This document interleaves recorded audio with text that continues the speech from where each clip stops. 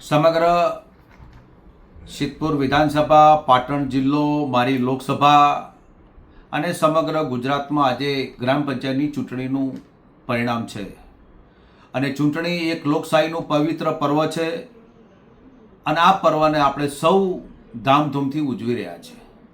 આજે મારી આપ સૌને બે હાથ જોડીને અપીલ અને વિનંતી છે કે જે કોઈ પરિણામ આવે તે પરિણામ સ્વીકાર્ય હોય છે અને જે કોઈને પરિણામમાં વિજેતા થાય અને કોઈ હારનો સામનો કરવો પડે, બંને એક ગામ પંચાયતના વ્યક્તિઓ હોય છે. ગામમાં હળી મળીને રહે, એકબીજાને સમોળ રાખે.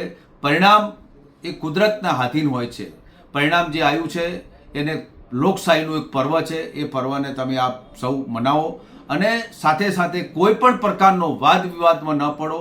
ગામની એકતા જળવી રહે, ગામમાં ભાઈચારો જળવી રહે અને કોઈની સાથે દ્રોહ કે વેર રાખ્યા સિવાય ગ્રામને વિકાસ કરો.